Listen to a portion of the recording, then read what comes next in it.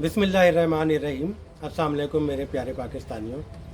ये पाकिस्तान हमारे आबाओ अजदाद ने बहुत कुर्बानियाँ दे के हासिल किया था इस्लाम के नाम के ऊपर, और उनकी ख्वाहिश ये थी कि इस्लाम के ज़रिए उसूलों के मुताबिक इस मुल्क को चलाकर हम दुनिया के सामने एक अमली नमूना पेश कर सकें इस्लामी फ़लाही रियासत का।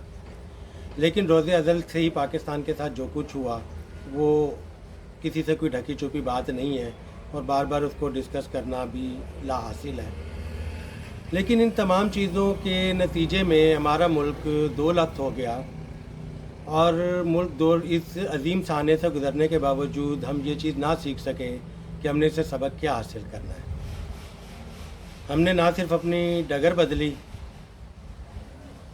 ना हमने इसको अपने पाँव के ऊपर खड़ा करने की कोशिश की, और आज मुल्क की सूरत हाल ये हो गई है कि हमारे मुल्क में ना कोई रियासती इदारा और ना कोई हुकूमती इदारा अपना वजूद बरकरार रख सका, और सब ज़मीन बोस हो गए। इस वक्त मुल्क की सूरत हाल ये है कि अमरीकी सफ़ीर साहब पाकिस्तान के इदारों से बराह रास्त मुलाकातें कर रहे हैं, उन इदारों के दौरे कर रहे हैं, उनको अपने इंस्ट्रक्शंस दे रहे हैं, और हमारे इदारे उनकी इंस्ट्रक्शंस के मुताबिक इस मुल्क को चला रहे हैं।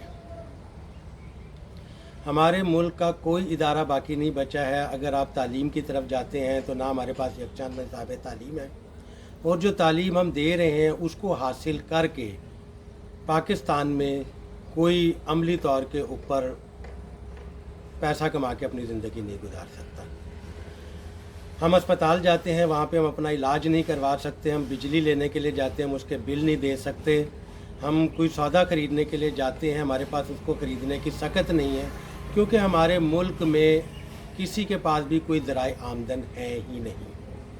नतीजा ये निकल रहा है कि लोग इस मुल्क से भाग रहे हैं, उस भागने की सूरत चाहे उनको मौत की सूरत में देनी पड़े, और जो मुल्क के अंदर मौजूद हैं वो ख़ुदकुशियाँ करके अपनी ज़िंदगी ख़त्म कर रहे हैं। इस वक्त हमारे मुल्क में तीन चीज़ें ज़ेर बहस हैं। एक ये कि हम अपने मुल्क को की मादनियात को फ़रोग़ करके पैसा हासिल कर लें।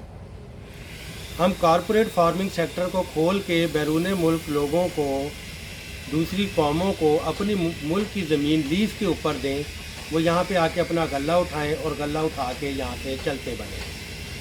तीसरी चीज़ ये है कि जो हमारा आईटी सेक्टर है उस सेक्टर को प्रमोट किया जाए। हालांकि पाकिस्तान में एक आदमी जो थोड़ा बहुत भी नफ़ा बख्श है वो इस मुल्क से भाग चुका है। अब जो बच्चे कुछ आईटी वाले रह भी गए हैं, तो क्या वो आईटी एक्सपर्ट अपनी सलाहियतों को बरूए कार ला के 24 करोड़ आवाम की ज़रूरियात ज़िंदगी को पूरा कर सकेंगे? यकीनन नहीं। तो इन सारी चीज़ों के बाद एक हल क्या निकलता है?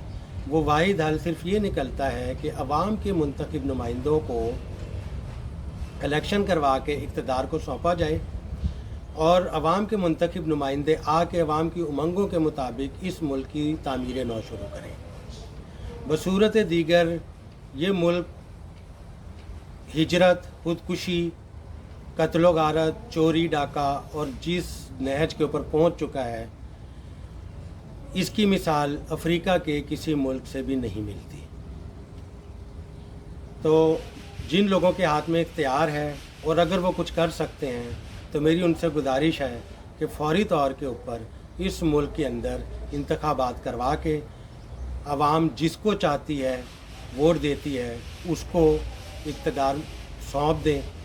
खुदारा इस मुल्क के ऊपर रहम करें, ताकि जो बचे कुचे अवाम हैं वो इस मुल्क में ज़िंदा रह सकें। बहुत शुक्रिया।